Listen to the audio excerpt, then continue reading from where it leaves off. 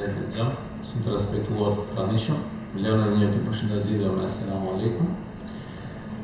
Do të mundohem të jem pak më i shkurt, sepse besoj që janë bërë edhe shkrime dhe urrëtimet më hershme në këtë drejtim, po thjesht pas që më dha detyra që paraqes një fotografi të medreseve të vjetra të Shkupit. Shkupi është një nga qytetet më të vjetra në hapësirën gradishtit ballkanik, përfason një qendër të rëndësishme historike, kulturore dhe fetare, e cila të shekujve ka luajtur rol të veçantë në zhvillimin rajonal. Në hapësirën e Shkupit dhe rrethinës, gjatë rrjedhës historike, konstatohet një prani e gjerë objektesh dhe monumentesh që reflektojnë trashëgiminë e pasur islame, që përfshin një spektër të larmishëm të objekteve fetaro-islame, si xhamit, mezhidet, mektebet, medreset, bibliotekat dhe tegjet. Në këtë kontekst, Shkupi u shndërruar në një qendër të rëndësishme të medreseve, ku këto institucione funksiononin si pjesë e jetës fetare dhe arsimore e qytetit. Ato ofron një arsim të integruar, duke përfshirë si shkencat fetare dhe ashtu të fuqishme dhe kontribuar në formimin e elitës intelektuale të kohës. Si një ndër qytete më të hershme në Ballkan, Shkupi ka luajtur rol të rëndësishëm falë pozitës gjeografike në qendër të rajonit, dhe kjo pozitë ka shndërruar atë në një nyje të rëndësishme rrugore dhe strategjike, duke ndikuar drejt për drejt në zhvillimet politike, ekonomike, kulturore, arsimore dhe fetare. Për pasojë, qyteti ka qenë shpesh në fokusin e interesave të shtuesve të ndryshëm gjatë historisë. Por që nga viti 1392, ku në Shkup u vendosën Osmanlit, qyteti ballafaqohet me një periudhë të re të zhvillimit, vazhdimisht u zhvillua, por dhe përjetoi fatkeqësisht katastrofa të ndryshme natyrore. Ky qytet shndërrohet në qendër të provincave osmane të këtyre anëve, duke filluar prej Pashajit Beut, viti 1392-1440, madje Ishak Beu, të djali i tij Isa Beu. Thuhet që pas e drenes deri në marrën e Stambollit në vitin 1453, Shkupi ishte qyteti i dytë për garanci në perandorinë osmane. Ka fundi shekullit 15 filloi ndërtimi i objekteve edhe në anën, siç themi ne, të djathtë të lumit Vardar, ku Shkupi fillon të zgjerohet dhe rol të veçantë për këtë ka luajtur ura e Gurit, që u ndërtua nga Sultan Mehmeti II vitin 1451-81. Udhëpërshkruesi i njohur turk Evliya Çelebi, i cili 2 herë vizitoi Shkupin, ndërmjet viteve 1660-68, ndër të tjera shkruan se Shkupi në atë kohë ka pasur 70 mahalla, 120 xhami, një numër i madh i medreseve, me numër potencohen 70 mektebet, 110 çezmet, 200 sebiljet apo shatërvanët, shumë hamame dhe hame. Nëse ndalemi tek medreset, ishte tradita osmanire që përkrah xhamive ndërtohen edhe medrese, dhe xhamia e parë konsiderohet, për në Shkup flasim, ajo e Jit Beut, e cila në oborën e xhamisë përmendet se ka vakufuar edhe një medrese, për cilën ka akorduar një pasuri shumë të madhe. Medreset ishin shkolla të tipit të konviktit, me një më shumë klasë dhe disa dhoma për mësim, të organizuara sipas shembullit të medreseve të Stambollit dhe vendeve tjera të perandorisë osmane. Medreset ishin shkolla të pastra fetare të nivelit të shkollave të mesme. Në vendet tona këto lloje të medreseve janë themeluar që nga shekulli 16 dhe ishin në nivelin e shkollave të mesme, të cilat siguronin përgatitje për vazhdimin e studimeve në qytete ndryshme të botës islame, saqë për medreseve të Shkupit vazhdojnë në Stamboll, Bagdad, Kairo e kështu me radhë. Programi mësimor i medreseve përfshinte lëndët fetare dhe grupet e lëndëve humane dhe shkencore. Medreset si institucione fetare, arsimore, kulturore dhe edukative që në vitet e para shërbyenin si vatra të kualifikimit, të kualifikuara, të përfitimit dhe përhapjes së mësimeve islame, dhe njëkohësisht si përhapjes të diturisë dhe idealeve të larta qytetare. Edhe në trevat tona me përhapjen e islamit filluan të ngrihen mektebet dhe medrese, cilat jepnin mësim mësues specialistë të fesë islame dhe gjuhëve të huaja. Programi medreseve përfshinte lëndë ndryshme mbas të dhënave si mësimi i Kuranit, mësimin e përmendshëm të Kuranit, tefsirin, hadithet, sheriatin, gjuhën arabe, persishten, gramatikën, matematikën, gjeometrinë, retorikën, filozofinë e kështu me radhë. Udhëpërshkruesi Evliya Çelebi në përshkrimet e tij përmend se në Shkup ekzistonin disa medrese dhe I përmend me emra si medreset më të njohura, medreseja Sultan Muratit, medreseja Ishak Beut, Isa Beut, medreseja Yahya Pashës, medreseja Mustafa Pashës, medreseja Karlizades dhe 9 medrese për mësimin e Kuranit. Në botimin e tij të vitit 1932, Sali Asëm thekson se në Shkup ekzistonin 12 medrese, për cilëve 4 ishin të papërdorshme, ndërsa 8 të tjera kishin vazhduar veprimtarinë arsimore edhe më tutje. Medreseja Gazius Rebeu në Sarajevo dhe Isa Beut në Shkup janë në rangun e shkollave të mesme të plota, kurse në tekste ndryshme përmendet edhe ekzistimi i medreseve të ulta, të cilat janë në rangun e medreseve të mesme jo të plota, kështu quhen medrese fillestare, kurse edhe mektebe si shkolla autonome fillare. Medreset e ulta janë definuar si shkollat mesme profesional jo të plota, të cilat nxënësve të tyre krahas arsimit të përgjithshëm, ofrojnë edhe arsim fetar në frymën islame dhe ashtu ata përgatitin për profesionin imam, hatib dhe mualim me honorar. Ta do të përmend disa nga këto medrese, duke filluar nga medreseja Meda, e njohur ndryshe dhe si medreseja I Pashës, konsiderohet si medreseja e parë në Shkup. Në atë kohë vendosën kuadrët e një kompleksi kulie të ndërtuar më njëherë pas lirimit të Shkupit në vitin 1392, dhe kjo medrese konsiderohet dhe institucion më të hershëm arsimor osmane në territorin e Urvelisë. Për ndallim nga shumë medrese, pas mbylljes, medreseja Meda, me iniciativën e Ataullah Efendiut, ishte rihapur për herë dytë, dhe me këtë akt, Hoxha bëri një hap të madh të realizimit të aspiratave dhe interesit të përgjithshëm fetar, kombëtar e shoqëror, rezultate së cilit do të shihemi më vonë. Tani, këtë pjesën e dytë, gjatë funksionimit, viteve 1923-46, kishin diplomuar shumë nxënës, numri I cilëve kalonte mbi 80 të diplomuar, ndërsa për shkak të mbylljes së medresës, shumë nxënës nuk arritën që të diplomojnë. Këtë dhënë e vërteton fakti se në diplomën që e kishte nënshkruar vetë Ataullah Efendiu, ishte diploma e Yusuf Hisenit, regjistruar me numër 79 të datës 1946.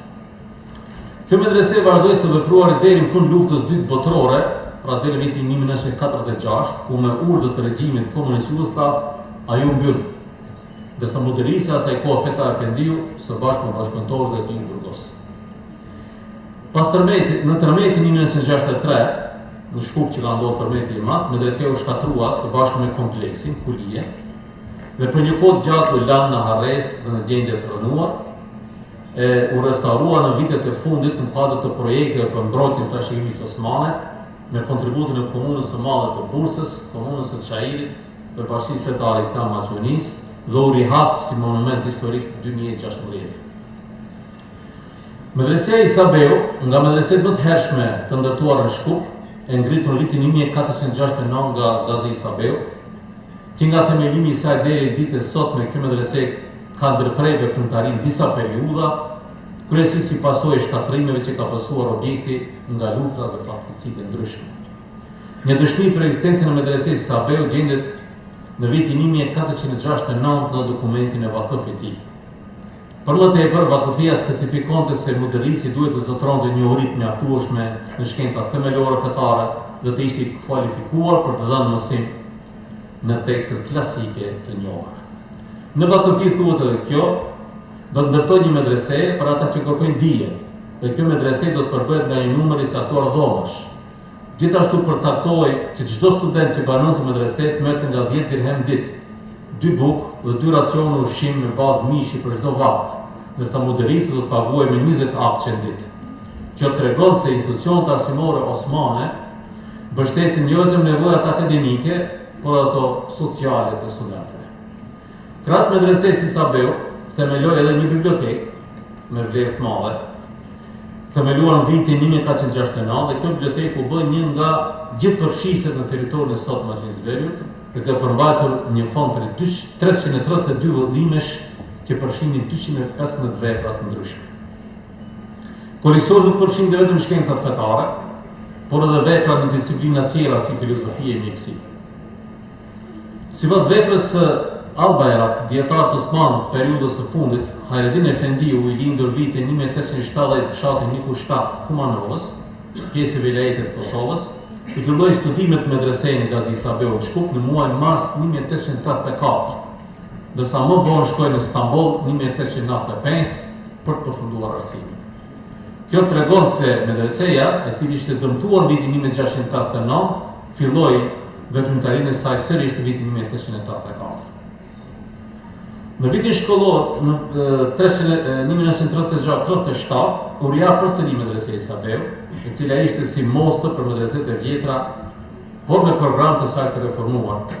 Dhe medreseja e re me këtë plan program merr karakterin e shkollës fetare, ku të aftësoheshin mësues të mirëfill fetar, imam të aftë, khatib e kështu me radhë.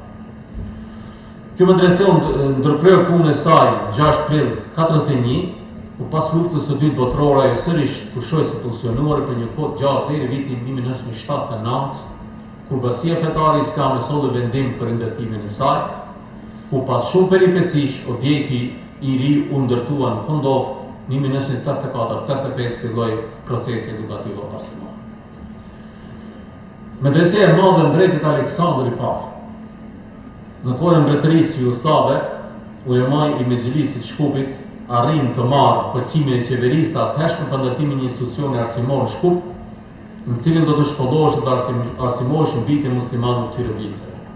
U themelua medreseja e njohur me emrin Medreseja e Madhe, e emri I plot I saj është Medreseja e Madhe e mbretit Aleksandër I Parë Karaxhoxhević në Shkup. Është shumë interesant se me këtë gjest qeveria mbretërore deshi disi ta zbuz gjendjen e vështirë të arsimit muslimanëve të këtyre troje, por megjithatë situata nuk ndryshoi shumë, sepse në këtë medrese mësimet I vijonin një numër shumë I vogël I muslimanëve shqiptar. Numri më I madh ndoshta vinin nga Bosnja e nga Saxhaku, që nga themelimi këtë medrese kanë përcjell mospajtime të ndryshme në lidhje me plan programin e lëndëve që do të zhvillohesh këtë medrese. Në fillim parashihen me drejt të zhvillohen gjitha lëndët, sigurisht gjimnazet reale, përjashtim bënin lëndët profesionale fetare, dhe ky plan program rezultoi nga detyra që karakteri I shkollës, specifike së cilës përbënte qëllimin e themeluesit saj, që ishte një kombinim I shkollës teologjike dhe gjimnazit. Në lidhje me këtë orientim medresesë së madhe, ulemai I Mexhelisit kundërshtonte dhe kërkonte që të dominojnë lëndë me karakter fetar, gjë që kundërshtoi nga Ministria e atëhershme e Arsimit. Kjo shkollë vazhdoi funksionoi deri në fillimin e luftës së dytë botërore. Medreseja hynqare e njohur si Medreseja Sultan Muratit, themelua vitin 1438, veproi deri para luftës ballkanike, gjendej në oborrin e xhamisë Sultan Muratit, e ndërsuar si një godinë prej guri dhe tullësh, është e vetmja ndër medreset, mbetjes së cilës kanë arritur deri ditët tona, por jo në oborrin e xhamisë Sultan Muratit, por në lagjin pranë saj. Medreseja Allaxha Ishakie e themeloi Ishak Beu, ajo gjendje afër xhamisë Allaxha. Kjo medrese njihet si një ndër medreset më të vjetra, më të njohura, jo të Maqedoni por në Ballkan. Nga kjo medrese kishin dalë shumë personalitete shkencore të njohura në periudhën osmane, siç ishin Kemal Pashazade, Tash Köprüzade, ndërsa muderizi I kësaj medrese Ibn Kemal Pasha më vonë ushtoi dhe postën Shehul Islamit. Kjo medrese ishte një prej medreseve më të shuara në veçantë në periudhën Sultan Muratit. Para luftës ballkanike ishte rënuar, më pas ishte rindërtuar, por në të ishte instaluar gjykata e shariatit, më vonë funksionoi si mektep mësimbesimi, ndërsa sot nuk ekziston. Medreseja Kebir Mehmet Çelebi, themeluar nga Kebir Mehmet Çelebiu, ishte vendosur afër xhamisë Kebir Mehmet Çelebi, sot afër Universitetit Shtetëror në Shkup. Funksionoi deri pas luftës ballkanike, dhe ku ka vitet 1920-30 veç më përfundon. Muderizi I fundit kësaj medreseje ishte Hafiz Aziz Kaçaniku, nga Kaçaniku I Kosovës. Medreseja Mustafa Pasha e themeloi vetë Mustafa Pasha vitin 1465. Evlia Çelebiu përmend si një nga medreset më të njohura në Shkup, u rënua dhe gjurmët u humën në luftrat ballkanike. Medreseja Yahya Pashës e ndërtoi Yahya Pasha vitin 1488. Ishte ndërtuar edhe një xhami, një medrese një imaret.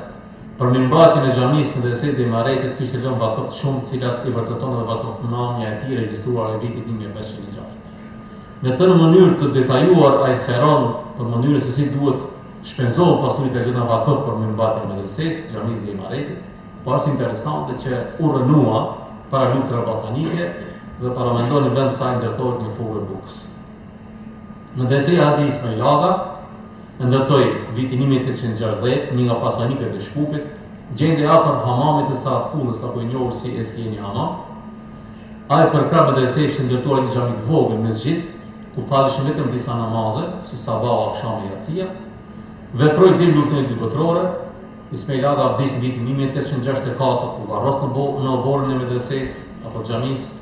Sot nuk ekzistojnë as xhamia, as medreseja. Për ta përmbyllur, nga shëllimi i mësipër ndërsa medreset në Shkup ka zënë një vend të rëndësishëm jeta arsimore, fetare, kulturore, shoqërisë muslimane, po edhe ishin objekte studimi të shumë punimeve më hershme që besoj që do të ketë edhe më. Që nga periudha osmane deri në kohën bashkëkohore ato kanë shërbyer si vatra dijes, edukimit, duke nxjerrë baza të dietarësh, imamash, intelektualësh, si dhe kontribuar me ruajtjen dhe përcjelljen e traditës islame.